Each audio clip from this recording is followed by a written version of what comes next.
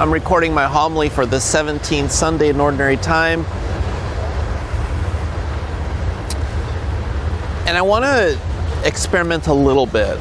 So I have a theme to the homily, but I also want to use it as kind of a teaching homily to get at a deeper understanding of a certain prayer style.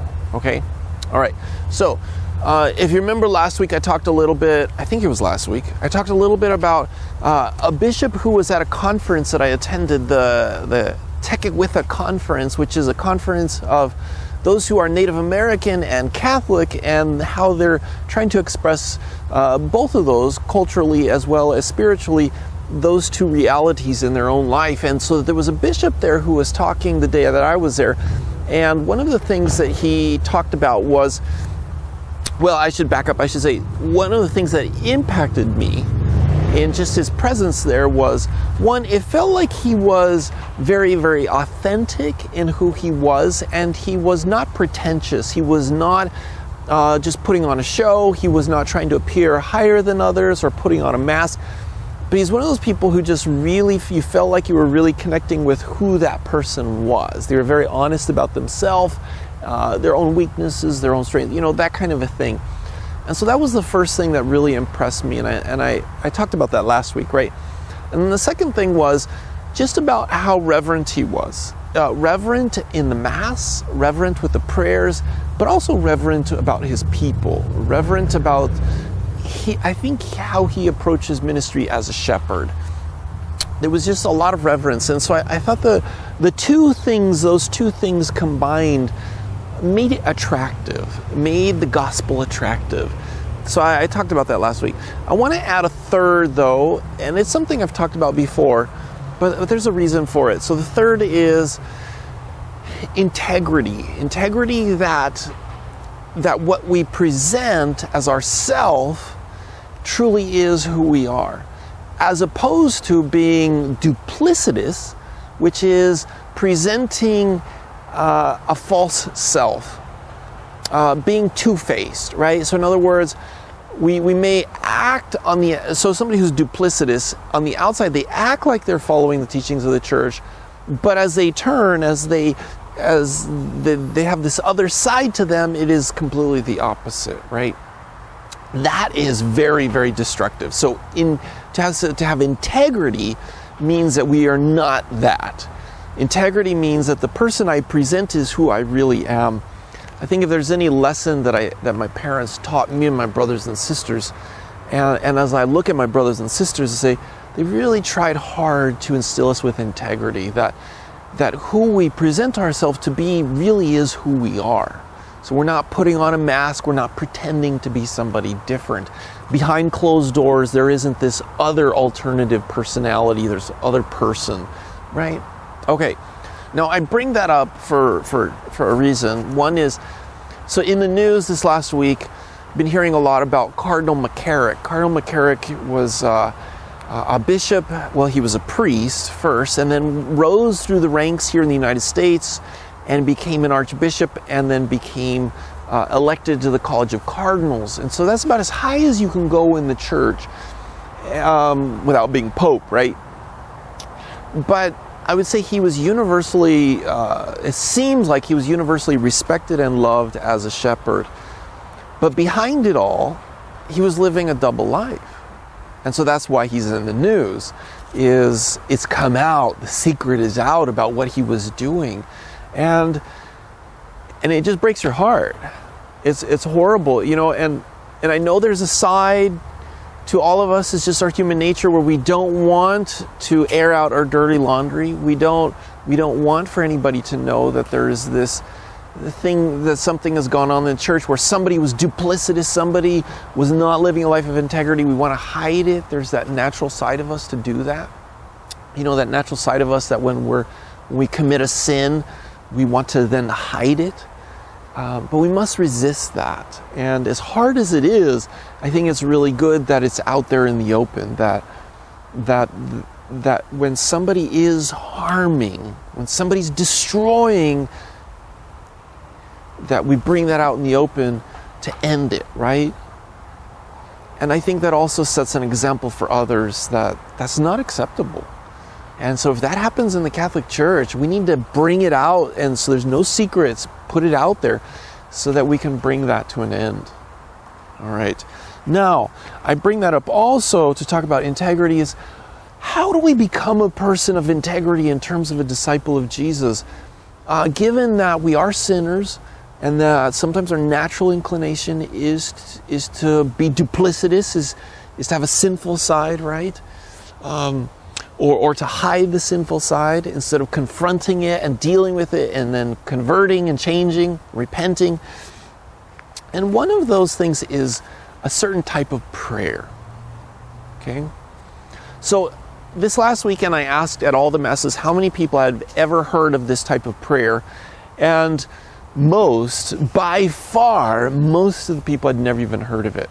So this is going to be something that I'm going to be talking more about, because this type of prayer that I'm going to talk about, I think is really important. It's something for us to be practicing and living. It's a type of prayer that can't be faked. It can't be pretended. You know, when you're praying, if you're like praying the rosary, you can be saying the words, but you could be just completely in outer space. You could be running with the dinosaurs. Your brain is not there. Your heart is not there. That's not to say there's anything wrong with the prayer, but it's a prayer that we can fool ourselves with sometimes if we're not at that strength, that level of strength in our spiritual life to hold on to it and to do it well, right? Memorize prayers that we read. Even going to Mass, sometimes we can be doing it, but we're not really there in it. With this particular prayer that I'm going to mention, that's not possible. And so I believe it helps to create integrity, because either we're doing it or we're not doing it. You can't really fake it. Okay, so that prayer style is called Lectio Divina.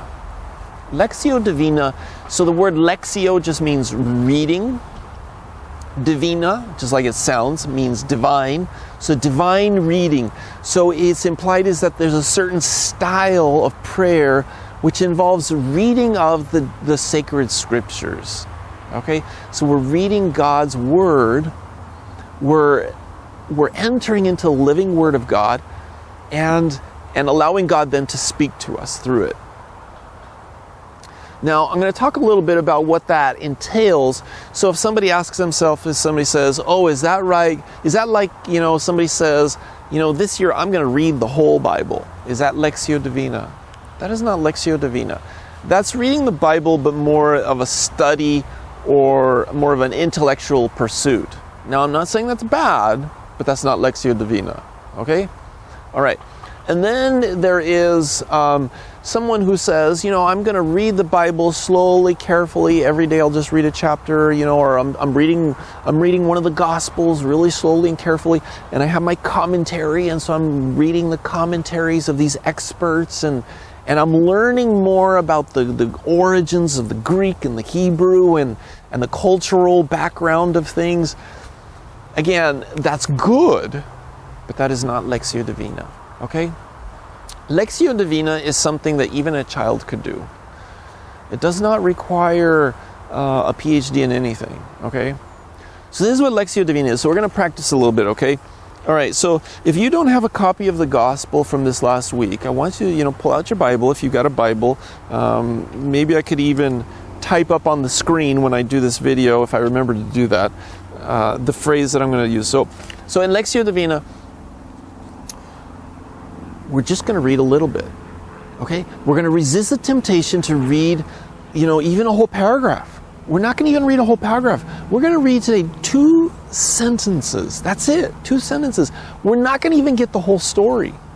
So just the Gospel, because you're watching this right now and you didn't just hear it, the Gospel is where Jesus is going to be, what was the Gospel? The Gospel is, Jesus is feeding the 5,000, right? And you have Philip and Andrew there with him. And Jesus asked the question, okay, how are we going to feed these people? Now he knows what he knows what he's going to do, but he's interacting with Philip and Andrew and the little boy who brings the 5 loaves and the 2 fish. Okay, so you remember the scene. Okay, this is from the Gospel of John chapter 6. John chapter 6, verses 1 through 15. Okay, all right. Now, for Lectio Divina, I'm not going to read all that. I'm only going to read 2 sentences. Okay, probably it's just the 2 or 3 verses. Okay. When we do that, what we're looking for to enter into the Lectio Divina is we're looking for something that strikes us. We're looking for a word. We're not even looking. We're just open. You're just receiving. You're just being receptive to a word. Whether it's something that catches your attention, something that there's something beautiful about it, or maybe even it causes you to question. It's like, why did he say that? Or what does that word mean? But something gets you, and you then begin to speak to Jesus with it or about it. Okay? It's something simple, and then it draws you in. Okay? So divine reading, you read a little bit, just enough to get a sense of what's going on, and then you begin to speak to Jesus about it, and you begin to listen. So often, anything that you use to begin, it's going to be a question that you're going to ask Jesus. Okay? All right. Now, this prayer style is really difficult to teach and to explain, because it's like one of those things that you can teach in 30 seconds, but you can never master it in your whole life. It's in God's control. And so what we learn how to do is to enter into it, and then we give Jesus a time to speak. Okay? All right. So here's from John.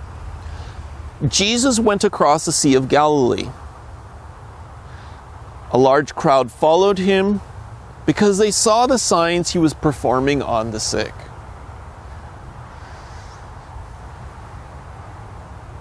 I'll read it one more time. Jesus went across the Sea of Galilee.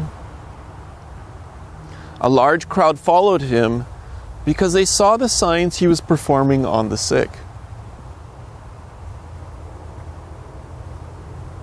Now, one of the things that I shared, and this was just, there's so many different things, even in those 2 sentences, that I could reflect on, that I could just use as kind of that gateway, that portal into allowing Jesus to speak. But what caught me the first time I read this so I'll just put it in the form of prayer. It says, Lord, I don't want to be one of the disciples. I don't want to be one of the apostles in this moment. I just want to be one of the people in the crowd. I want to be able to feel what they felt. I want to be with them as they were following you. This crowd was following you. What were they seeking? Allow me to be with them as they seek you, Lord, so I can watch them.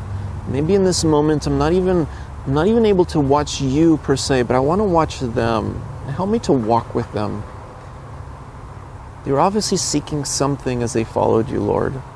So just allow me to be with them. Help me to see what I'm seeking in my own life. Are there things that I'm seeking, maybe like them, that maybe you're just curious?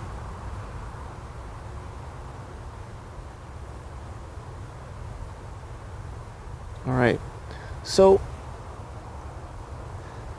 that was a very brief example of a conversation that could happen between you and Jesus.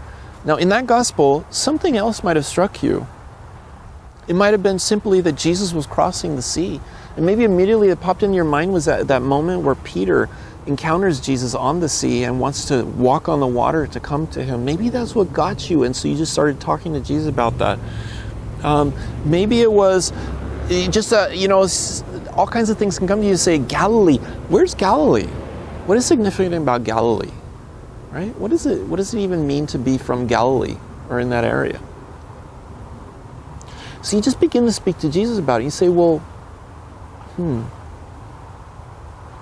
what were some of the events that happened at the Sea of Galilee? I remember that time that Jesus, after he had risen from the dead, he met with his disciples right, on the shore of Galilee. And he asked them if they had caught any fish, right? It's like, oh wow, so here I'm reading a gospel. They were by the Sea of Galilee, and yet they have no fish, they have no food. So, do you see what I'm getting at? Now, at first you might say, well, what are you doing? You're just asking a bunch of questions. What you're doing is you're giving Jesus a path to encounter you and for you to encounter him.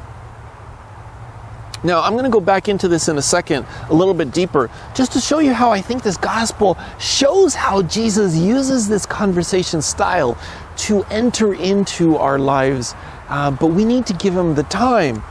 Now, do you also sense how this type of prayer is something you can't fake?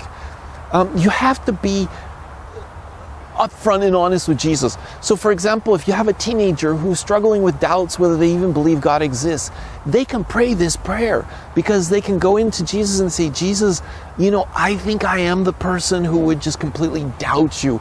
I'm the person who is following with the crowd because they want to prove you wrong, because I want to follow a different path. That's me, Lord. That type of honesty is powerful in prayer. I'm not sure very often we're that honest with God. Okay. Now, one of the reasons that I think this type of prayer is good, so it's like breathing. When we're, I don't know if you've ever been scuba diving. I've never been scuba diving, but I'm just going off of what people have told me. My oldest brother has gone scuba diving. But, you have to be able to breathe underwater. So you carry this apparatus with you to be able to breathe, right? Here, we can breathe just fine because there's plenty of air. But as soon as you go underwater, there's no air. And so you have to bring that air down with you, right? Well, in a sense, when we enter into this type of prayer, we have to learn how to breathe differently. And I don't mean breathing with the lungs. I mean breathing with our soul. The soul has to be able to breathe in Jesus Christ. And that may panic us at first. We may say, it's not working, I'm not getting it, Father Peter's crazy, this doesn't make any sense to me. But what I'm trying to teach is how to breathe, how to allow the soul to breathe in a different way, just to breathe in God's grace and to not be in control. Now, one of the things they say about scuba diving is, as soon as you begin to try to control what's happening too much, there's much more possibility of panicking. If you're not relaxed, if you're not really good at breathing in the sense of scuba diving and being able to stay calm, then one of the worst things in the world can happen, and that is the person can begin to panic. And when a person panics underwater, really bad things happen. Okay? So in prayer, it's learning how to be calm and comfortable with Jesus, calm with the Word, so that one can listen. This is also a prayer that we can't really force it. We just kind of have to let it. We just have to breathe, right? Just breathe, okay? To breathe spiritually. Okay, now what we're going to do is we're going to go into the gospel and kind of show how Jesus does this. Okay, so Jesus begins by he notices all these people and how they need to eat something, okay? Or you could even say they need to breathe, all right? But they need something. They're following him because they're looking for something, right? But they also need to eat. So we're talking about food. Now, so he turns to Andrew because he's going to teach Andrew through a conversation. He's going to teach Andrew a lesson because Andrew is not quite understanding Lectio Divina. He's not understanding quite how Jesus works. Now, okay, I'm just going to pause there for a second. In speaking of marriage, there's 4 items that Saint John Paul II, brought out in his theology of the body that are important to understand for a healthy, beautiful marriage. I'm going to take those 4 things and I'm going to apply them to Lectio Divina, okay? So those 4 things are, the people in the marriage need to be free, and I don't mean free as in it doesn't cost anything. I mean free as in having liberty, the freedom to be able to enter fully into the marriage, right? The freedom to be married, okay, in their heart, to be free to be, where did it go? To be free, it should be total. So free, total, completely, 100%. They should be faithful, and it should be fruitful. Okay? Free, total, faithful, and fruitful. I'm not going to go in and explain those things in terms of marriage, but I'm going to take those 4 things and talk about how Jesus is trying to construct those 4 things for Philip and Andrew and for the little boy who has the 5 loaves and the 2 fish. Okay? All right, so we go back in the gospel. Now, Jesus, he's noticing all these things, so he asks Philip a question. So Philip is with him, and he says to Philip, Philip, where can we buy enough food for them to eat? Now, Philip is probably thinking for a moment here, wait a minute, you're the shepherd, you're the one in charge. Shouldn't I be asking you that question? Right? So this is like prayer.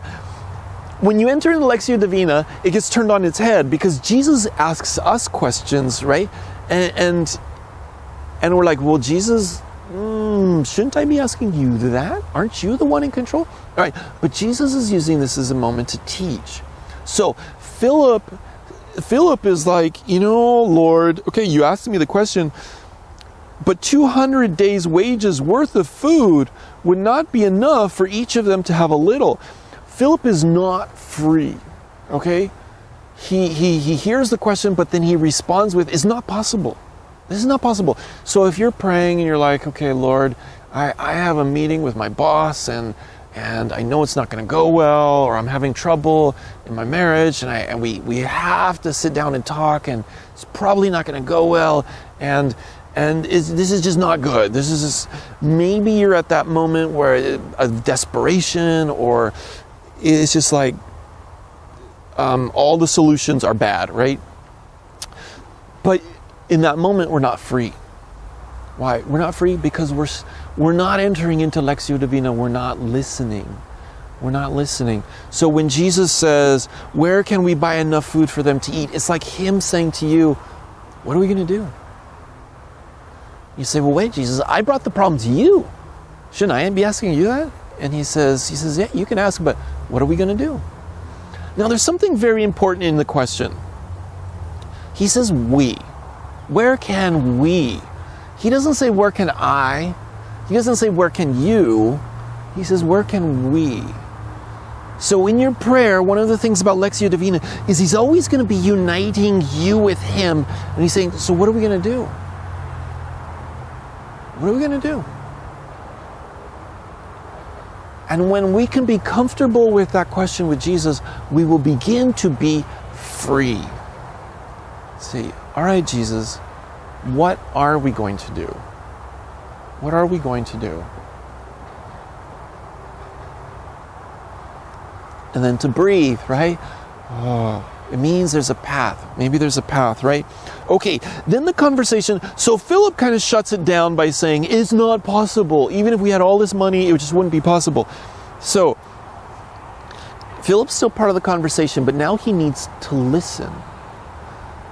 And Jesus begins to interact with Andrew. Now, Andrew says, there is a boy here who has 5 barley loaves and 2 fish.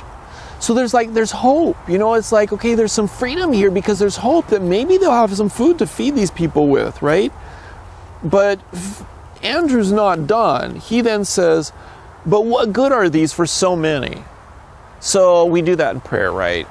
It's like, okay, Lord, if I just had a little bit more money, Lord, I could pay the rent and I wouldn't have to worry about money. If I could just win the lottery, I wouldn't have to worry about money. But I'm not going to win the lottery. So it's not really, so this is just foolish, right? I'm just daydreaming. So there's hope there, but he's still not completely free. Remember, it has to be free, total, faithful, and fruitful, okay? We're still not even free, but we're getting there. And so you can almost hear Andrew turning back to Jesus and saying, okay, Jesus, so what are we going to do? What should we do? What are we going to do? Okay? Now, the we is very important because here's where the totality comes in, to be total. is when we begin to give what we have, and then Jesus begins to use that. So the totally of Jesus and totally of ourselves, 100% on both sides.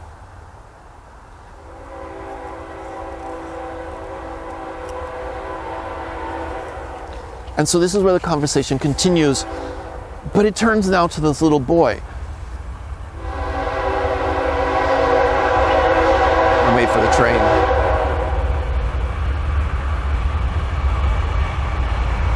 Okay, so Jesus then turns to the little boy. Now the little boy has 5 barley loaves and 2 fish, right?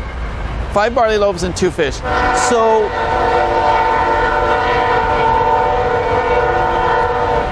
5 barley loaves and 2 fish. Jesus doesn't turn to the little boy and say, hey, you're a little boy, I'm Jesus Christ. I don't need your 5 barley loaves. I can make 1 million out of nothing, out of dirt, out of rocks. It's no big deal. I don't need you, right? He could have done that. But that's not total on God's part, on Jesus' part, nor would it be total on the boy's part. But the boy brings what he has. He brings 100% of what he has. Is it sufficient? Not for this story, it's not. But Jesus is going to bring 100% of what he has. And then with the 2, Jesus is going to take what he has and he's going to use it to make something even better. Now, so the boy has to be total. He has to give it all.